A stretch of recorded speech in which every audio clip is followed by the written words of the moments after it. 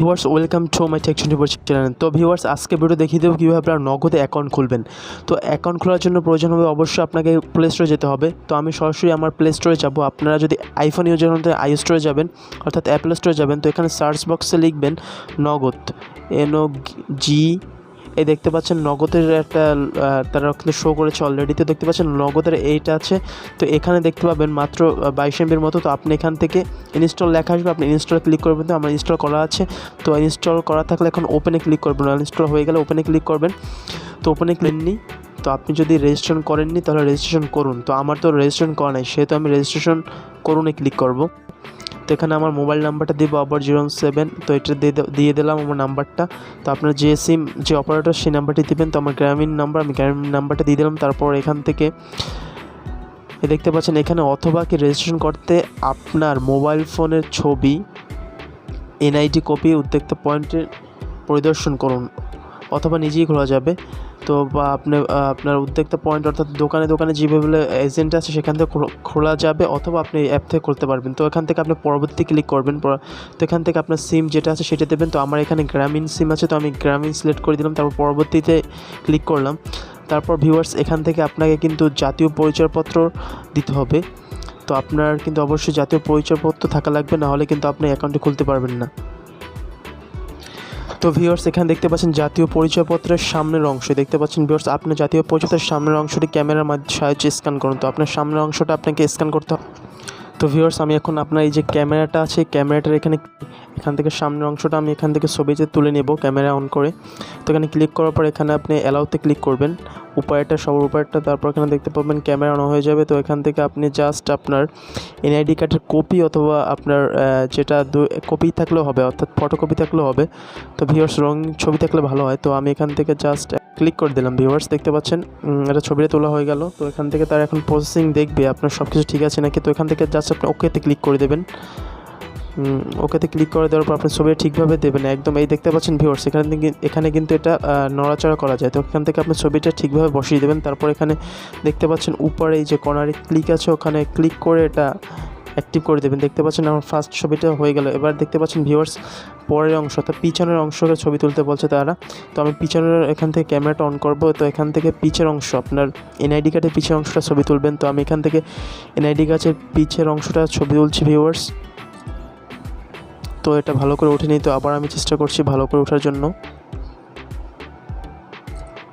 তো এখান থেকে জাস্ট এবার আমি ওকেতে ক্লিক করবো ভিউয়ার্স। তো এখান থেকে আপনি ছবিটা ঠিক করার জন্য বলবে, তো এখান থেকে নাড়াচড়া করে ছবিটা ঠিক করে নেবেন। তো এখান থেকে এখন জাস্ট উপরে কর্নারে ক্লিক করে দেবেন। তার দুইটা ছবি হয়ে গেল ভিউয়ার্স।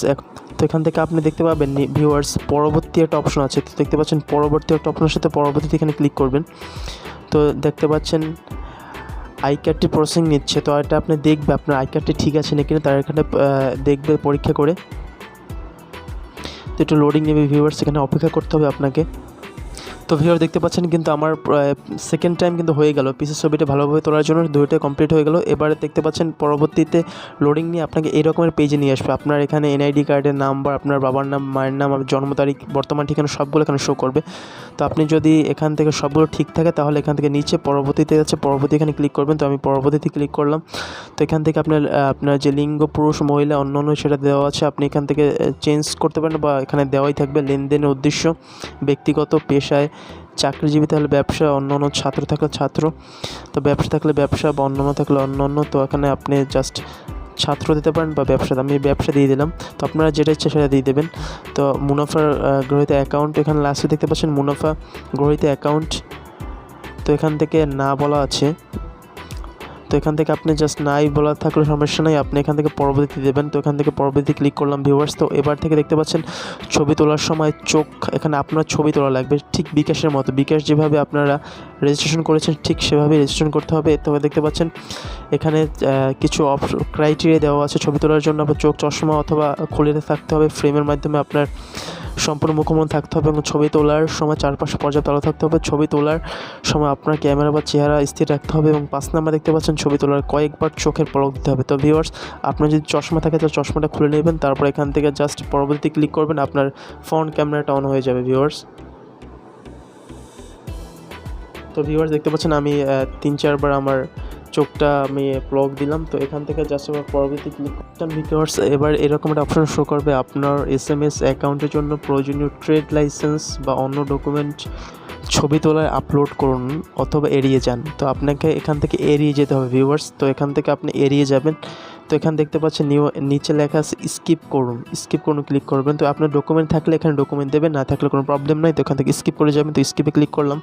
তো এখান থেকে ভিউয়ার্স এখানে কিছু দেখতে পাচ্ছেন নগদের কিছু তাদের যে ক্রাইটেরিয়া আছে এগুলো পড়ে নেবেন।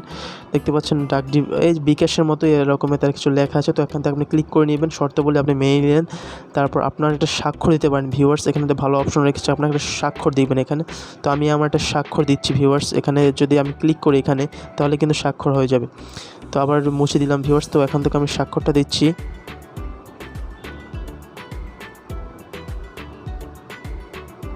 তো ভিউয়ার্স আমার স্বাক্ষরটা দেওয়া হয়ে গেল। তো আমি মুছে দিই, আবার ভালো করে স্বাক্ষরটা দিই, আবার মুছে দিই ভিউয়ার্স। এখানে স্ক্রিনে আপনি টাচ করলে আপনার নামটা দেখতে পারবেন, স্বাক্ষরটা দিতে পারবেন।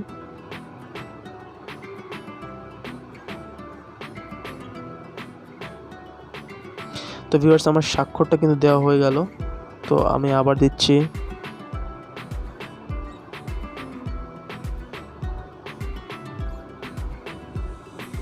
তো ভিউয়ার্স স্বাক্ষরটা দেওয়া হয়ে গেলো। তারপর এখান থেকে নিচে দেখতে পাচ্ছেন পরবর্তীতে।